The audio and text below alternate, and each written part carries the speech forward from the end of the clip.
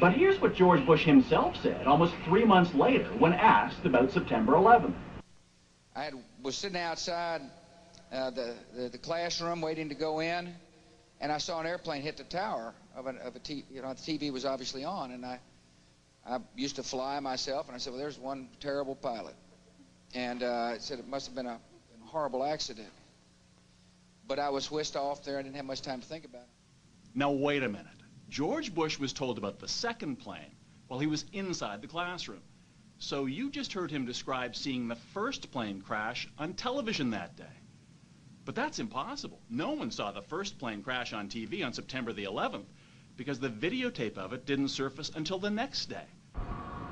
At 9:55 a.m., President George W. Bush took off in Air Force One with no escort or protection from fighter jets and circled around for the next hour.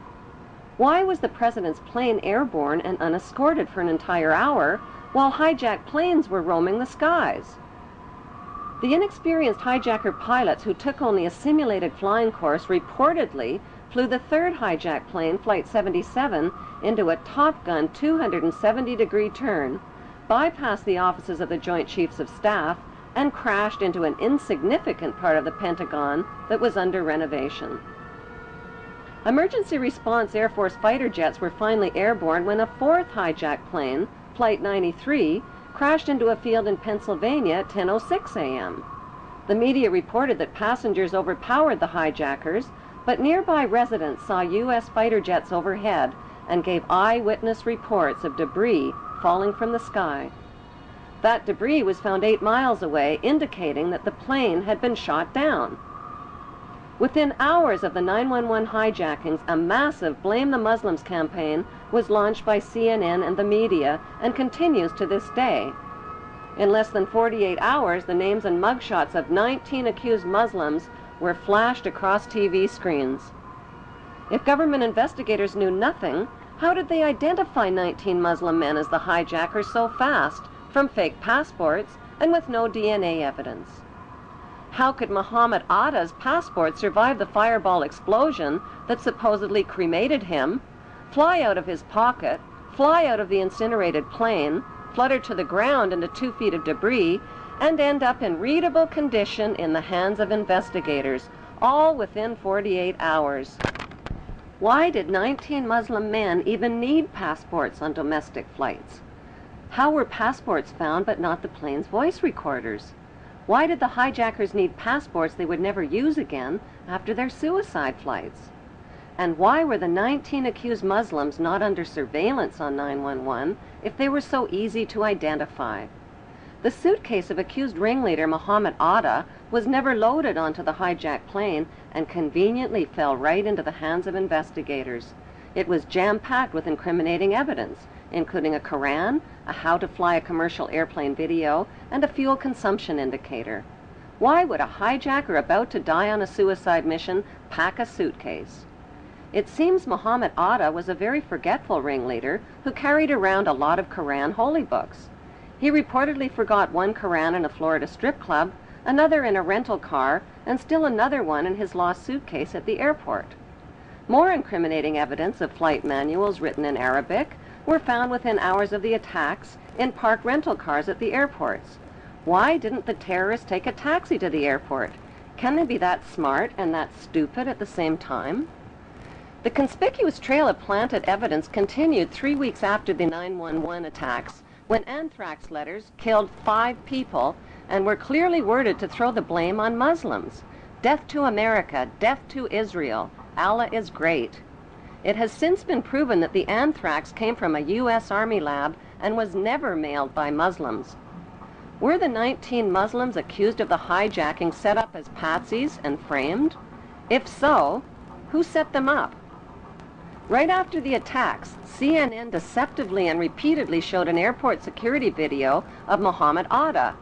CNN neglected to tell viewers that the video showed Muhammad Atta boarding a plane at Portland, Maine, not the hijacked plane. There are no airport security videos of any of the 19 accused Muslims boarding any of the hijacked planes.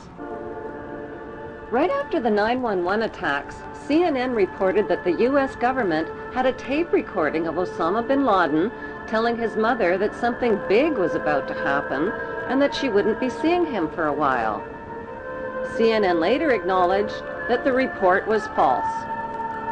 Osama bin Laden consistently denied being involved in 9/11 and claimed the Israeli Zionists were behind the attacks.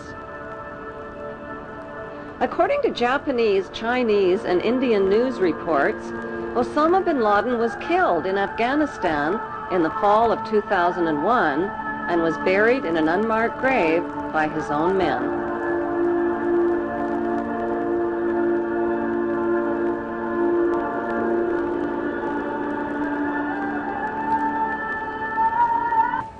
Following the money trail, Osama bin Laden. Army sources telling me, even via Iraq, via other places overseas, we know where he is. We're on him. It's just a matter of time. Do you agree with that? I believe he's dead. Really? I'm 98% positive that we killed him in December of 2001 during the Tor War campaign. I've seen no proof of life since then, regardless of these tapes that are cobbled together. On Halloween 2004, just before the U.S. presidential election, this man, dressed in an Osama bin Laden costume, confessed to the 9/11 attacks, scared American voters, and tricked them into treating George Bush to another 4 years in the White House. Zionist extremists believe that Hebrew Jews are God's chosen race of people with a God-given right to the land of Israel. The Muslim world and millions of Europeans, including Germany's former Minister of Technology, Andreas von Bülow, believe that Zionist extremists staged the 9/11 attacks on America to ignite the war on terrorism. That war has targeted Israel's Muslim enemies and is being fought and paid for with the blood, the lives, and the tax dollars of terrorized American citizens.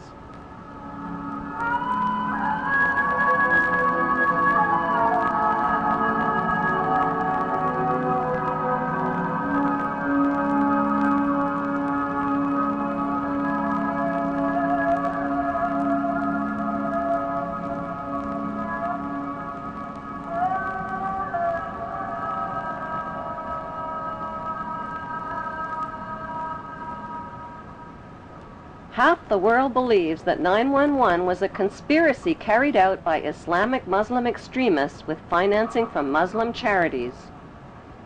The other half believes it was a conspiracy carried out by Jewish Zionists with financing from Jewish charities.